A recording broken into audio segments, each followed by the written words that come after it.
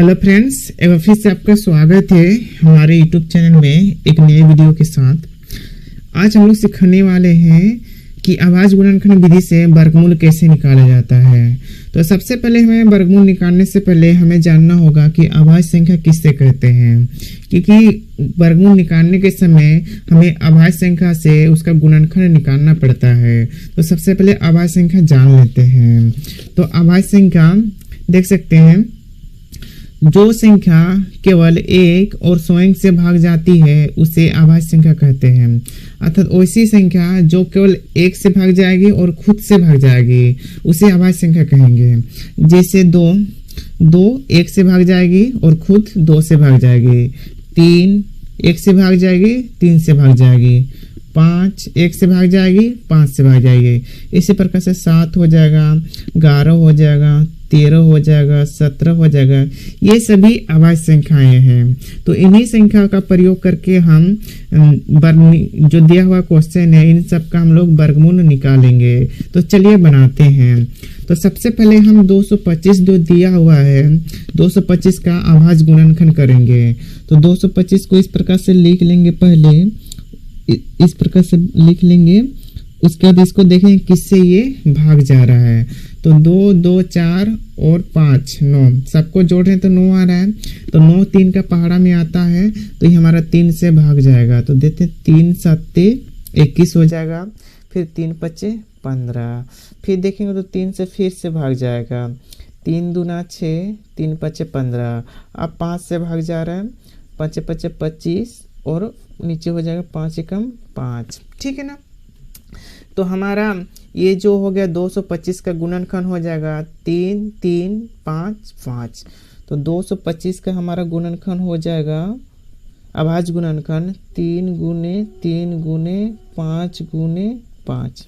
तो इसका अगर वर्गमूल निकालें हम लोग इस प्रकार से तो 225 का वर्गमूल हो जाएगा। जोड़ा जोड़ा करना होता है, एक जोड़ा 2 जोड़ा।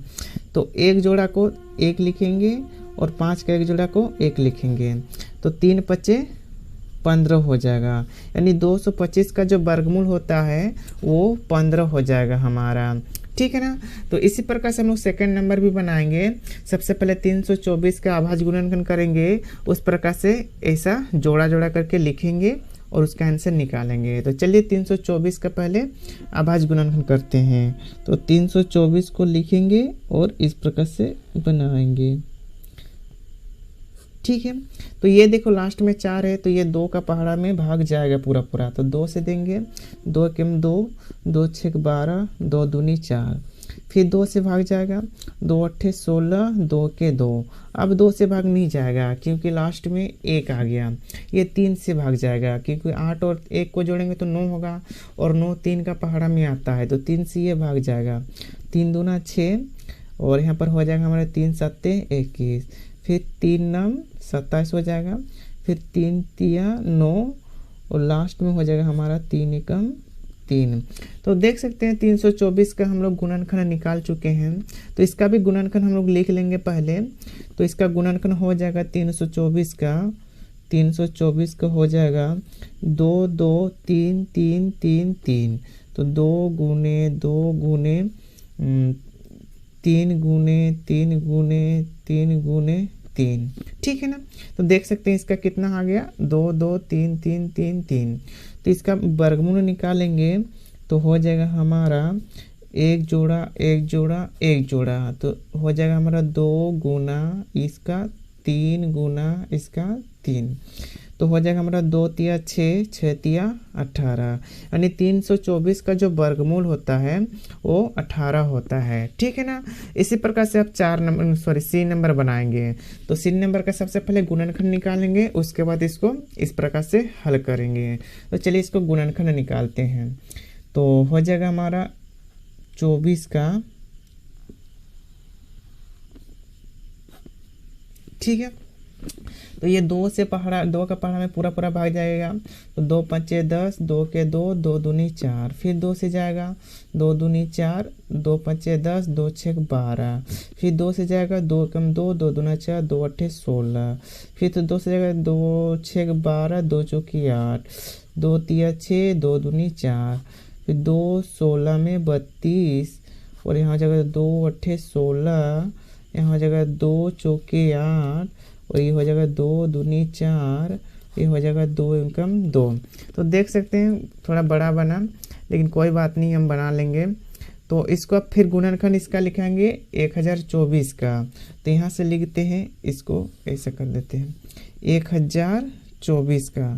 तो 1024 का देखिए तो हमारा गुणनखंड निकल के आया, देख सकते हैं 1 2 3 4 5 6 7 8 9 10, 10 को 2 है, तो 10 को 2 लिख लेते हैं। चलिए, तो 1 2 गुना 2 गुना 2 गुना 2 गुना 2 गुना 2 गुना 2 कितना हो गया? 1 2 3 4 5 6 7 8 9 10, ठीक है ना। तो 1024 का हम वर्गमूल हो जाएगा, 1024 का जोड़ा करेंगे आप, 1 जोड़ा 2 जोड़ा 3 जोड़ा 4 जोड़ा 5 जोड़ा, तो 2, ये 2, फिर 2, फिर 2, फिर 2।